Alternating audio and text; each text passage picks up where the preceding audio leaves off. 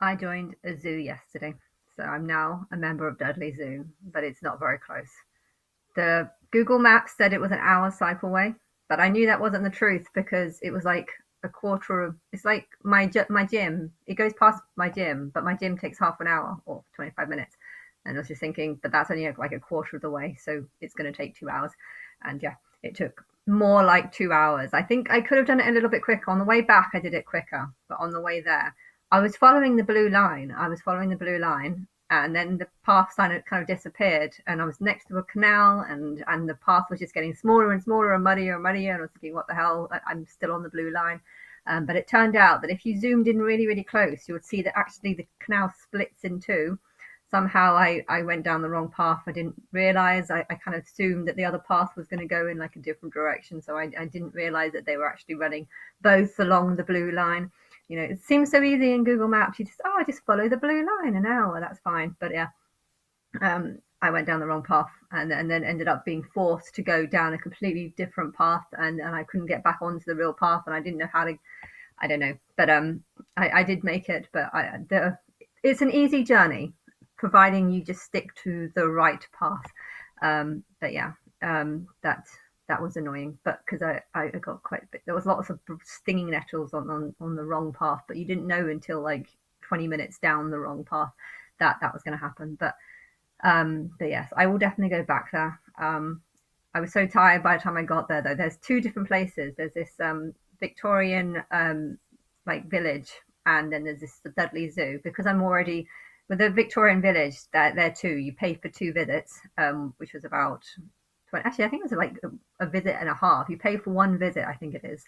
One visit plus £5 or something, and then you can stay, you can join for the whole, you can come back throughout the year. So I've already got one of that ends in November, and then I was thinking I'll get the zoo one as well.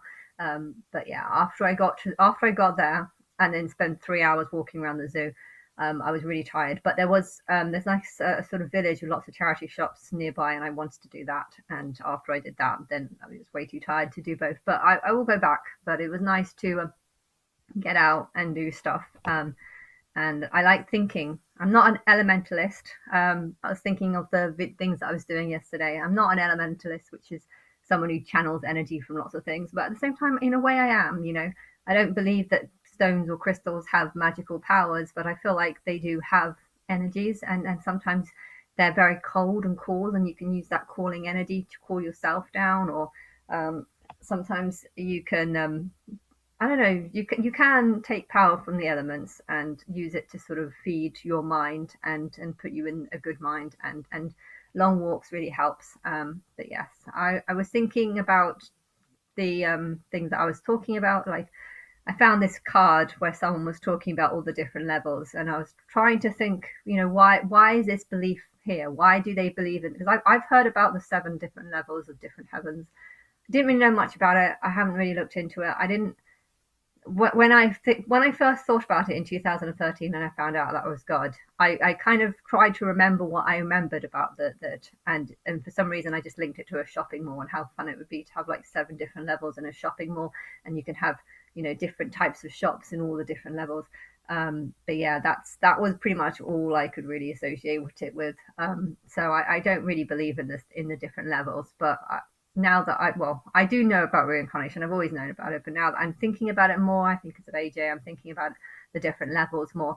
You know, I do think that some people have had up to 20 lives, and it's strange though because I'm thinking about Martin, and I think, you know, maybe he's the type that has had, you know, if he's someone high up, but I think it's, I don't even know if he is someone high up. You know, he could literally just be someone that I met, and then I said, you're, you know, you're my son in a past life, you were my son in a past life, and he literally could just be like, that's crazy, I don't want to have anything more to do with you. So maybe he's not actually, I don't know what he knows, I don't know anything.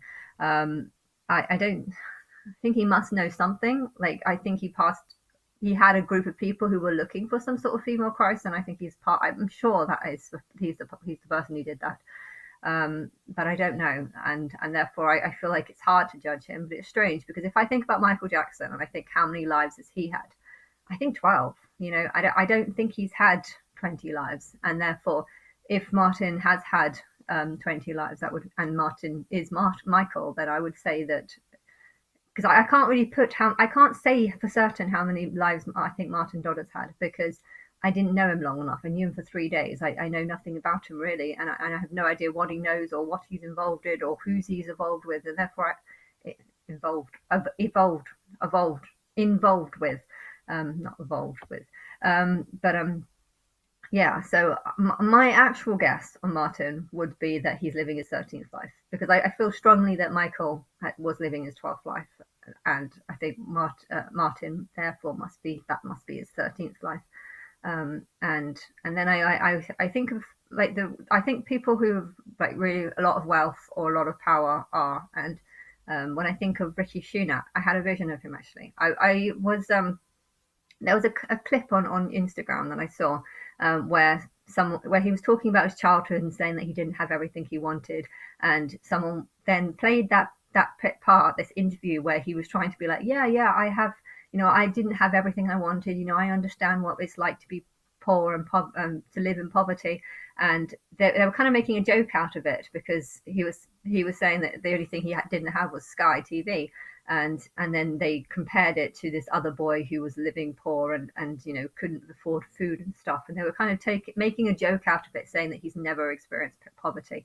And then I just had this vision of a flash of some sort of Indian slave boy being taken to England, probably about 400 years ago. So it had been a time where I don't know what period it was, but I know it was a time where slave boys or people of a darker color were never in England. So it was one of the first people to come to England as, I don't know if it's one of the first to come, but it's one of the first native people to come to England as a slave. And I think he had this vision that I had. I did not have a good life. I mean, because he was treated like sort of the lowest, and I think this was a long time ago. So I think he's had a few more lives in England, and he's grown, and I think that's Rishi Sunak, to be honest. And therefore it's funny because this video was kind of taking the piss out of he's never experienced poverty before.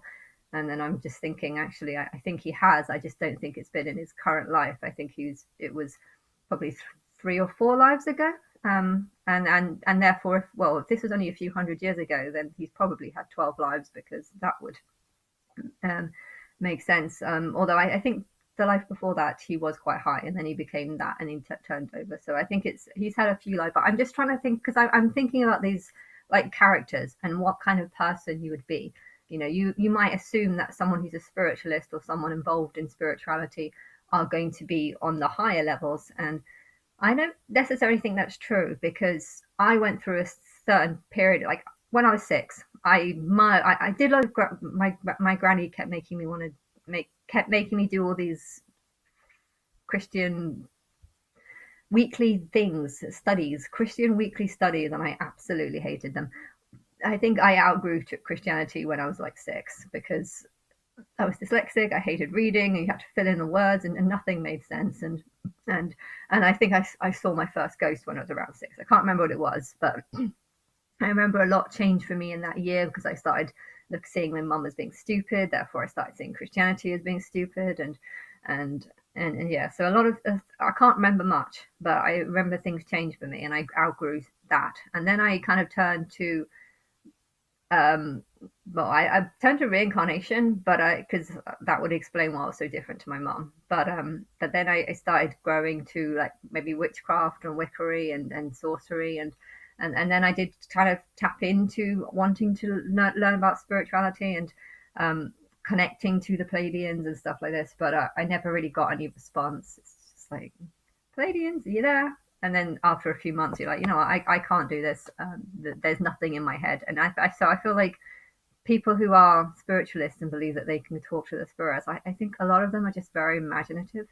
Some of them might just be very depressed, and so creating this false view of what the voice in their head is. When I was younger, I used to always talk in my head. There was always a voice that I could talk to for hours in my head. I mean, technically it was me. I never saw it as anyone else. I just thought it was me. But I asked my friend, I told my friend, well, if you think about something, just think about it in your head. And she was kind of like, what? You talk to something in your head? I was like, yeah, I always do. Don't you talk to something in your head? And I was surprised, because she said she didn't. And I was just thinking, how can you not? Like, if I tried not talking to myself in my head, I would get bored a second later and start doing it. So I didn't understand how she couldn't talk. And then my mum just talks and talks and talks. And so I was thinking, maybe she doesn't talk to the voice in her head. You know, I keep telling her to talk to the voice in her head instead of me because it's annoying me, and she never does. And therefore, it's making me wonder: is there a voice in her head? And so I feel like as you get older, this you do have a sense of a voice in your head that you talk to and you know work things out, process things. But when you first start hearing it, you might see it as as sort of spiritualist, but I think you can grow out of it and then become more of a realist. And so the people that are more realists, the people that just want to focus on, you know, I'm trying to think of Ricky Shines and Nigel Farage. I think both of them have had 12 lives, and I'm trying to work out like why I don't know if they're religious or not, but why are they not openly spiritual? And maybe the idea is that if you've had 12 lives before, okay, you've forgotten everything from your past life, so you might not remember reincarnation. You might not even believe in reincarnation. I think they probably do. Maybe if I hadn't have told them, would they believe? I don't know. I'm trying to analyze it, but I can't because I don't know many people who I think have had 12 lives. I think David Beckham has had 12 lives, but I don't know him, so I can't really, you know, I can't say too much. And if I think about my clients, I think most of them haven't had 12 lives because most of them are just standard normal people. And I think standard normal people that have intelligent conversations, they're probably more like 8 or 9, but or less, or 7, or depends on the length of the life and the development of the life. But yeah, I do feel like the older souls are less likely to be spiritual because they're less likely to want to believe in fantasies. You know, this is the world we've got, this is what we have to fix, this is all there is.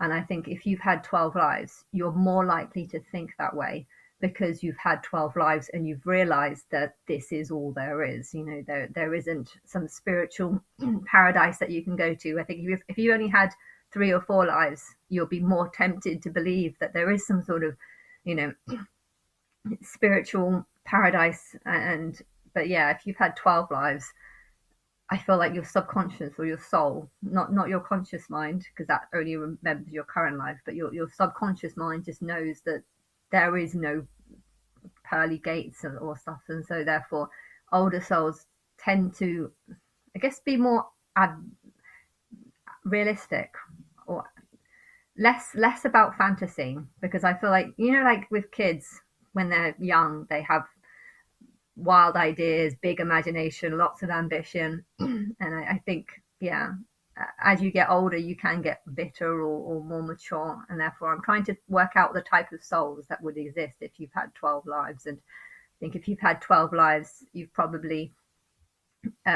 experienced some very past older lives. And therefore, you might appreciate the things that you have in this world. Why? Because you have your subconscious, not your conscious. Your subconscious remembers what it's like to live without electricity or live without all this stuff. And therefore, yeah, people shouldn't criticize the super rich and say, oh, you've never experienced it, because I believe that if you are super rich, it's or have been born into a super rich family, it's because that you've lived more lives than everyone, than most people on earth, and you've been given that super wealth because of work that you've done over the 12 lives. And or, you know, I think a lot of people have had 12 lives. You know, I think the angels or the singers have had about 10. But I don't see them as the average. But if there's like a billion people that I can that I think are you know are of good standing and good understanding of the reality that we're living in. And you know, if there's a billion people, I think the singers would be kind of average to that billion. Um, but yeah, because there's a whole bunch more people that, I don't know, the population seems to have gone like this and then suddenly sharped up. I think it sharped up around the Victorian age because people started having like 7 or 8 kids, and I'm sure there would have been a lot of people like my sister who couldn't look after kids, hence there would have been a lot of cot deaths and a lot of babies not surviving. But yeah, because of this, it would have been the population rate would have been fairly low. But yeah, now that we've got better central heatings, better medicine, you know about sterilizing bottles and stuff like this. You know, ever since we've had the sterilizing of, you know, bottles, a lot of less babies have been dying, and therefore the population rate. And you can also go to prison if you are, if a baby dies, you know, there's usually a big investigation, and this wouldn't have happened a few hundred years ago. It would have just been seen as a cot death, whereas now, because babies don't usually die in the first year, maybe in the first few months, but not in the first year. So you know, there's a big investigation now, especially, well, particularly in England. I'm not sure about other countries, there might be different, but because of this, the population is just getting really, really big. But I don't know the numbers exactly on how many people have lived their first life, how many, but I think because I've only lived 3 lives, I think that's a sign that a huge number of people on Earth, probably the average is 3 or 4. I would say probably more like 4, because I don't know. I when I was younger, I didn't feel like special in any way. Like I felt, well, I was struggling because of my dyslexia, and I felt like a lot of people were higher up than me, and more advanced than me. That's what I felt. And even when I went to Sylvia's, I felt like I was one of the lower ones, like because of this. Perhaps it's because of the lack of number of lives that I've had. Maybe I felt that way because of that. And I swear though, when I first woke up to who I was, I felt like I had loads of memories of waking up in different timelines and trying to, the excitement of trying to work out what has happened. But I feel like in a lot of timelines, I've had 3 or 4 past lives where I could, okay, I would have come down as a rich person, I would have had a nice life. And, but yeah, when you come down as being a Christ figure, I think you have to come down as someone from a poor background, poor family, because the average person needs to relate to you. So that would be why I would come down into a sort of poorer family, because then I can be like, yeah, you know, I have gone through poverty, I have gone through all the stuff that you've gone through. And I wouldn't get people like this person who made this Instagram post insulting Rishi Sunak for not understanding poverty. You know, I don't think I don't think he's felt poverty in his current life, but I think he has probably 3 or 4 lives ago. And but yeah, if you're trying to promote yourself as Christ, you know, they're not going to believe that at first. They're not going to believe in reincarnation. The people who've had 3 or 4 lives don't usually are not able to believe in reincarnation because they haven't had enough lives for them to believe in reincarnation. And I think you have to have at least 5 or 6 before you are aware that something like this is actually possible. But by the time you're on your 12th life or 13th life, you know, you're probably just like, this is all there is. Make the most of it. This is all we're going to get. And you also might see the change in how many people there are compared to how, you know, even though it was shit in the past, I think there was a certain niceness of knowing that this little community is, you know, this is all there is as humans. But you felt more special. If you're one in a million people, you feel fairly special. If you're one in 8 billion people, you don't feel special. So even though you had less, you might have actually been happier knowing that, you know, that you were more special because you saw yourself as being above the animals, and you were above the animals. But now the animals are the people. Like there's so many people that I think it's the karma and stuff is affected. But I'm trying to work out like how the souls would be if someone else could do this, like someone who actually knows people more. You know, if there are some spiritualists who feel quite evolved, you know, if you try and work out what type of person you'd be if you've had 1 life, what type of person you'd be if you had 2 lives, what type of person you'd be if you've had 5 like lives. And when I say lives, I mean full lives, from, you know, not just dying at the age of 20 or something, but because there was a lot of wars, so there has been a lot of people that didn't make it to older ages. But I think you have to at least reach about 15, 16 for you to even remember. I think if you die before you're 15, that this life would probably just get blanked out, like in a way, because your soul didn't even fully develop. Your brain sort of gets bigger, and you have to get to a certain age before your soul really connects with your body. And so that's why babies act like babies and not adults, because their brain hasn't been formed yet. And the spiritual connection, I think, could even take 3 years for them to even recognize a sense of self. But But yeah, if you, I don't, I feel like I can't talk about what the average person who's had 12 lives is like. Why? Because I don't know anyone. They're people who I think are rich. They're people who I think probably might go into politics because they see the need to want to not necessarily control people, but yeah, control people. I mean, if you feel like you've got loads of good ideas on how a society should be, I feel like the reason why you have these good ideas is because you've been to lots of different, your soul has been in lots of different societies, and you know different ways of how societies have failed, and therefore you're more motivated to go into politics. But yeah, these people probably aren't very spiritual, and they probably aren't very um because they're more realist people. They've outgrown Christianity, they've outgrown spiritual. Although Christianity is a big thing, and I feel like a lot of these people, just because they're worshiping Christianity, that doesn't mean that they're unevolved. Because I feel like there is different reasons for why someone would be a Christian. You know, if you sense the importance of feeling what the population feel, you know, if the population are all Christian, I feel like there's a lot of people in politics that adapt and go with Christianity, not because they necessarily believe in it, but because they want to represent the people. And if the people are following this religion, they acknowledge that there must be a lot of power in that religion. So they kind of, it's like how Christianity was formed in the first place. You know, I don't think it was formed to help Jesus or God. I think it was formed to help the government. And they're thinking, how can we turn or create this religion to control the people for the sake of the government? And therefore people in government might promote Christian ways and Christian views, not because they are necessarily unevolved, but just because they see the need of portraying this Christianity figure so that they can try and control the people by saying, yes, I'm like you. I believe in the religions that you believe in. What do you believe in again? Yeah, this Bible. This Bible. Yeah, it's called a Bible. But really they're just doing it to kind of control the people. I'm like you. Look, I'm holding a Bible. It's not actually mine, but mine's somewhere. I've got them somewhere in my house is a Bible. And but yeah. Um what else do I say? I don't know.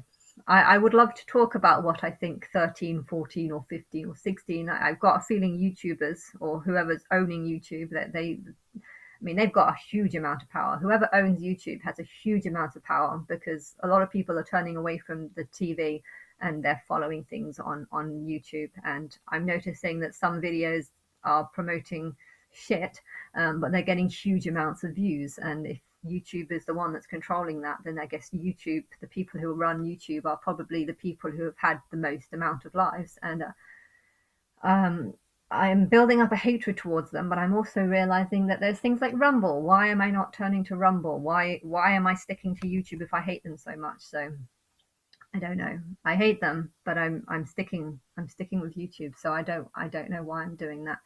Um, but they are YouTube are the ones with the most amount of power. So if you want to know who the ones who have had most lives, it's probably the people who are running, not the lower people, but the people at the top of YouTube are probably the ones that have had it. Are they spiritual? Are they religious? What kind of people are they? I have no freaking clue. I can't talk about them because I don't know who's that. You know, I know Mark Zuckerberg. Well, I don't know Mark Zuckerberg, but if I see his image, yeah, I do think some. How many lives do I think he's had? Don't know. Never thought about that one. Maybe I'll think about that one. But I